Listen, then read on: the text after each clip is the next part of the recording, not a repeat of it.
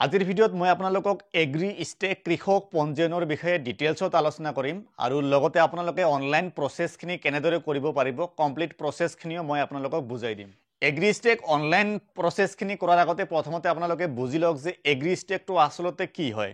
Agri ষ্টেকটো হৈছে এটা digital portal যেনেদৰে আপোনালোকে বেংক একাউণ্টত টকা জমা কৰি ৰাখিব পাৰে, ঠিক একেদৰে এগ্ৰি ষ্টেকটো হৈছে এটা ডিজিটেল পৰ্টেল।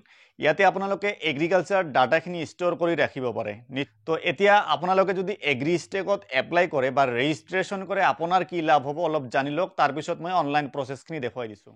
ইয়াতে লাভ বুলি ক'লে ধৰক আপোনাক কেতিয়াবা যদি চৰকাৰে এগ্ৰিকালচাৰেল ছাবচিডি দিয়ে বা আপুনি যদি ইঞ্চুৰেঞ্চ ক্লাইম কৰিব বিচাৰে, এগ্ৰিকালচাৰেল যিবিলাক ইঞ্চুৰেঞ্চ থাকে যেনেকুৱা ফচল বীমা আছে, এনেকুৱা ইঞ্চুৰেঞ্চ যদি কেতিয়াবা ক্লাইম কৰিবলগীয়া হয় নাইবা আপুনি যদি ভাবিছে যে কৃষক লোন ল'ম, তেনে ক্ষেত্ৰত চৰকাৰে আপোনাৰ মাটিৰ ডাটাখিনি এক্সেছ কৰাত সুবিধা হ'ব।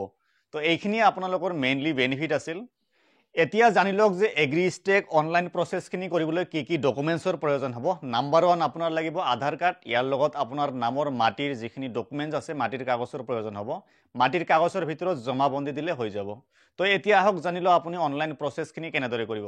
এগ্ৰি ষ্টেক বা ফাৰ্মাৰ ৰেজিষ্ট্ৰি কৰিবলৈ গুগলত আপুনি টাইপ কৰিব এগ্ৰি ষ্টেক। ইয়াৰে যিটো ডাইৰেক্ট লিংক দিয়া আছে আপোনালোকে ডিছক্ৰিপশ্যনত পাব, ঠিক আছে। আপুনি যদি গুগলত বিচাৰি নাপায় এইটো লিংকৰ পৰা এইটো ৱেবছাইটত আহিব পাৰিব। তাৰপিছত প্ৰথম যিটো লিংক পাব ফাৰ্মাৰ ৰেজিষ্ট্ৰি এগ্ৰি ষ্টেক বুলি লিখা আছে, প্ৰথম লিংকটোতে ক্লিক কৰিব। ইয়াতে লগ ইন উইথ CSCত ক্লিক কৰিব।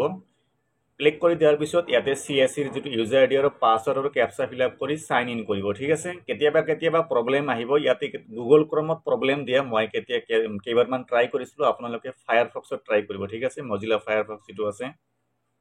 CSC সাইন ইন কৰাৰ পিছত ইয়াতে ফাৰ্মাৰ যিটো আধাৰ নাম্বাৰ আছে ইয়াতে আধাৰ নাম্বাৰটো ফিল আপ কৰিব।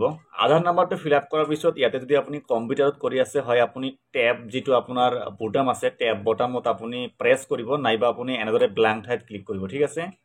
তাৰপিছত আধাৰ লিংক থকা মোবাইলত এটা OTP আহিব, ইয়াতে OTPটো ফিল আপ কৰি ইয়াতে ভেৰিফাই বুলি লিখা আছে ভেৰিফাইত ক্লিক কৰিব। তাৰপিছত ইয়াতে আহিল কণ্টেক্ট ডিটেইলছত আপোনাৰ PM কিষাণত যিটো মোবাইল নাম্বাৰ দিয়া আছিল সেই মোবাইল নাম্বাৰটো ইয়াতে ফিল আপ কৰিব। ইয়াতে ইমেইল ID দিলে দিব পাৰে, নিদিলে কোনো কথা নাই, ঠিক আছে। ইয়াতে মোবাইল নাম্বাৰটো দিয়াৰ পিছত ইয়াতে ঠিক একেদৰে ব্লাংক ঠাইত আপুনি ক্লিক কৰি দিব। ব্লাংক ঠাইত ক্লিক কৰি দিয়াৰ পিছত আগৰ দৰে PM কিষাণত লিংক থকা মোবাইল নাম্বাৰত এটা OTP আহিব, ইয়াতে OTP ফিল আপ কৰি আকৌ ভেৰিফাইত ক্লিক কৰিব। তাৰপিছত ইয়াতে আহিব ফাৰ্মাৰ ডিটেইলছত কিছুমান ডিটেইলছ অট'মেটিক ফিল আপ হৈ আহিব, যিখিনি নাহিব আপোনাক ফিল আপ কৰিব লাগিব। যেনেকৈ farmer name in local language, অৰ্থাৎ আপোনাৰ ফাৰ্মাৰৰ যি নেম হয় ইয়াতে অসমীয়াত লিখিব। তাৰপিছত কাষ্ট কি হয়, জেনেৰেল, SC ST OBC ইয়াতে চিলেকশ্যন কৰিব। তাৰপিছত ইয়াতে গাৰ্জেনৰ নেমটো অসমীয়াত টাইপ কৰি দিব। তাৰপিছত ইয়াতে আহিব farmer details extended custom field, ইয়াতে ৰেচিডেণ্টেল ডিটেইলছৰ ভিতৰত ইয়াতে ৰেচিডেণ্টেল টাইপ কি হয়, ৰুৰাল হয় নে আৰবান হয় অট'মেটিক আহিব। ইয়াতে এড্ৰেছটো ইংৰাজীত ফিল আপ কৰিব, তাৰপিছত ইয়াতে অসমীয়াত ফিল আপ কৰিব। ষ্টেট অট'মেটিক আহিছে, ডিষ্ট্ৰিক্ট আহিছে, তাৰপিছত সাব ডিষ্ট্ৰিক্ট, ভিলেজ এইবিলাক অট'মেটিক আহি যাব। যিখিনি নাহিব ইয়াতে ফিল আপ কৰিব, ঠিক আছে। লোকেল লেংগুৱেজ ইয়াতে য'ত লোকেল লেংগুৱেজ লিখা আছে তাতে আপুনি অসমীয়াত লিখি দিব, ঠিক আছে। তাৰপিছত পিনক'ড ইয়াতে আহি গৈছে। তাৰপিছত ইয়াতে লেণ্ড অনাৰশ্বিপ ডিটেইলছ, ইয়াতে ফাৰ্মাৰ টাইপটো অনাৰ যিটো আছে অনাৰটো চিলেকশ্যন কৰিব। তাৰপিছত ইয়াতে ফেষ্ট লেণ্ড ডিটেইলছ বুলি লিখা আছে, ইয়াতে ক্লিক কৰিব। ফেষ্ট লেণ্ড ডিটেইলছত ক্লিক কৰি দিয়াৰ পিছত ইয়াতে ষ্টেট চিলেকশ্যন কৰিব, তাৰপিছত ডিষ্ট্ৰিক্ট, তাৰপিছত সাব ডিষ্ট্ৰিক্ট, তাৰপিছত ইয়াতে ভিলেজ চিলেকশ্যন কৰিব। ভিলেজ চিলেকশ্যন কৰাৰ পিছত ইয়াতে ছাৰ্ভে নাম্বাৰ অৰ্থাৎ মাটিৰ যিটো ডাক নাম্বাৰ আছে ইয়াতে ডাক নাম্বাৰটো ফিল আপ কৰিব। ডাক নাম্বাৰ ফিল আপ কৰাৰ পিছত ইয়াতে চাব চিলেক্ট অনাৰ এণ্ড আইডেণ্টিফায়াৰ নেম, ইয়াতে আপোনাৰ মাটিত যি নাম আছে ইয়াৰ পৰা আপুনি চিলেকশ্যন কৰি ল'ব। যদি ইয়াতে নাম নাথাকে তেনে ক্ষেত্ৰত ইয়াতে my name is not there in the list of honours ইয়াতে আপুনি ক্লিক কৰিব। মোৰ যিহেতু নাম আছে গতিকে মই ইয়াৰ পৰা চিলেকশ্যন কৰি লৈছোঁ। নামটো চিলেকশ্যন কৰাৰ পিছত ইয়াতে চাব ছাৰ্ভে নাম্বাৰৰ আগত ইয়াতে এটা বক্স আহিব, ইয়াতে আপুনি টিক মাৰ্ক দিব এটা, এনেদৰে টিক মাৰ্ক দিব। টিক মাৰ্ক দিয়াৰ পিছত ইয়াতে চাব বাকীখিনি মাটিৰ যিখিনি ডাটা আছে ইয়াতে গোটেইখিনি আপুনি ভালদৰে চাই ল'ব এবাৰ, অট'মেটিক আহি যাব। তাৰপিছত ইয়াতে ছাবমিট বুলি লিখা আছে, ছাবমিটত ক্লিক কৰিব। তাৰপিছত ইয়াতে এটা অপশ্যন পাব ছ'চিয়েল ৰেজিষ্ট্ৰি ডিটেইলছ, ইয়াতে চাব ইয়াতে বিচাৰিলে এইখিনি আপুনি ফিল আপ কৰিব পাৰে। ইয়াতে আপুনি ৰেচন কাৰ্ড চিলেকশ্যন কৰি ইয়াতে আপুনি ৰেচন কাৰ্ডৰ নাম্বাৰ ফিল আপ কৰিব পাৰে। তাৰপিছত ফেমিলি মেম্বাৰ ৰেজিষ্টাৰ ID, ইয়াতে আপুনি ৰেচন কাৰ্ডৰ যিটো ID নাম্বাৰ আছে এইবিলাক আপুনি ফিল আপ কৰিব পাৰে। ফিল আপ নকৰিলে কোনো কথা নাই, ঠিক আছে, এইখিনি আপোনাৰ অপশ্যনেল হয়। তাৰপিছত ইয়াতে চাব চিলেক্ট ডিপাৰ্টমেণ্ট অফ এপ্ৰুভাল, ইয়াতে ৰিভেনিউ যিটো অপশ্যন আছে ৰিভেনিউ অপশ্যনটো চিলেকশ্যন কৰিব। ৰেভিনিউ অপশ্যন চিলেকশ্যন কৰাৰ পিছত ইয়াতে চাব, ইয়াতে দুটা বক্স আছে, ইয়াতে এবাৰ টিক মাৰ্ক দিব, ইয়াতে এবাৰ টিক মাৰ্ক দিব। টিক মাৰ্ক দিয়াৰ পিছত ইয়াতে ছেভ এজ ড্ৰাফ্ট বুলি লিখা আছে, ইয়াতে ড্ৰাফ্টত ক্লিক কৰিব। ইয়াতে মাটিৰ ডাটাখিনি ভৰোৱাৰ পিছত ইয়াতে আৰু এটা অপশ্যন পাব, ভেৰিফাই অল লেণ্ড বুলি লিখা আছে, ইয়াতে ক্লিক কৰিব।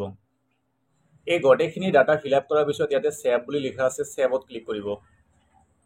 ছেভত ক্লিক কৰি দিয়াৰ পিছত এনেকুৱা ধৰণৰ অপশ্যন আহিব, ইয়াতে OTP আৰু বায়োমেট্ৰিক দুটা অপশ্যন আহিব। ইয়াতে অৰ্থাৎ ইয়াতে আপোনাক ই-চাইন কৰিব লাগিব, ই-চাইন প্ৰচেছখিনি কৰিব লাগিব। ইয়াতে আপুনি OTP অপশ্যন চিলেকশ্যন কৰিব, আপোনাৰ যদি বায়োমেট্ৰিক ডিভাইচ থাকে ছেকেণ্ড অপশ্যন আপুনি চিলেকশ্যন কৰিব পাৰে। মই ইয়াতে OTP থ্ৰুতে কৰিম, OTP চিলেকশ্যন কৰি ইয়াতে প্ৰচিড টু ই-চাইন বুলি লিখা আছে, ইয়াতে ক্লিক কৰিব। প্ৰচিড টু ই-চাইনত ক্লিক কৰি দিয়াৰ পিছত ইয়াতে ফাৰ্মাৰৰ আধাৰ নাম্বাৰটো ফিল আপ কৰিব। আধাৰ নাম্বাৰ ফিল আপ কৰাৰ পিছত ইয়াতে জেনেৰেট OTP বুলি লিখা আছে, জেনেৰেট OTPত ক্লিক কৰিব। জেনেৰেট OTPত ক্লিক কৰি দিয়াৰ পিছত ইয়াতে OTP আহিব, OTPটো ফিল আপ কৰিব। তাৰপিছত ইয়াতে এটা বক্স দিয়া আছে, ইয়াতে টিক মাৰ্ক দিয়াৰ পিছত ছাবমিটত ক্লিক কৰিব। ছাবমিটত ক্লিক কৰি দিয়াৰ পিছত ইয়াতে পে'মেণ্ট কৰাৰ অপশ্যন আহিব। ইয়াতে 15 টকা চেল এমাউণ্ট আৰু আপোনাৰ ৱালেটৰ পৰা 5 টকা কাটিব। আপুনি যদি CSC চেণ্টাৰৰ পৰা কৰে পে'মেণ্ট আপুনিতো কৰিব জানে, মই ইয়াতে পে'মেণ্ট কৰিছোঁ। তাৰপিছত ইয়াতে ৱালেট পিন আপুনি টাইপ কৰি পে' কৰি দিব। পে'মেণ্ট হৈ আছে, পে'মেণ্ট ছাকচেছ হৈ গ'ল। পে'মেণ্ট ছাকচেছ হোৱাৰ লগে লগে ইয়াতে চাব, ইয়াতে এটা ৰেজিষ্ট্ৰেশ্যন এনৰলমেণ্ট ID জেনেৰেট হ'ব। তাৰপিছত ইয়াতে ডাউনলোড PDF-ত ক্লিক কৰি ইয়াতে আপুনি যিখিনি ডাটা ফিল আপ কৰিছে ইয়াতে গোটেইখিনি আপুনি চাব পাৰিব। এজ এ PDF এইটো ডাউনলোড হৈ গৈছে, ইয়াতে চাব পাৰে। এছাইলি এইটো আপুনি প্ৰিণ্ট কৰি ল'ব পাৰে, আৰু যদি আপুনি ভাবে যে এজ এ আপুনি PDF ছেভ কৰিব, আপুনি ছেভ কৰিব পাৰে। মই ইয়াতে PDF হিচাপে ছেভ কৰি ৰাখিলোঁ। তো এনেকৈ আপুনি PM কিষাণৰ এগ্ৰি ষ্টেকত ৰেজিষ্ট্ৰেশ্যন কৰিব পাৰিব। ইয়াতে যদি কিবা প্ৰব্লেম আহে কমেণ্ট বক্সত কমেণ্ট কৰি জনাবলৈ নাপাহৰিব। চ' আজিৰ ভিডিঅ'ত এইখিনি আছিল। এনেকুৱা ধৰণৰ ভিডিঅ' আগলৈ পাবলৈ আমাৰ চেনেলটোক ছাবস্ক্ৰাইব কৰি ল'ব পাৰে। ধন্যবাদ।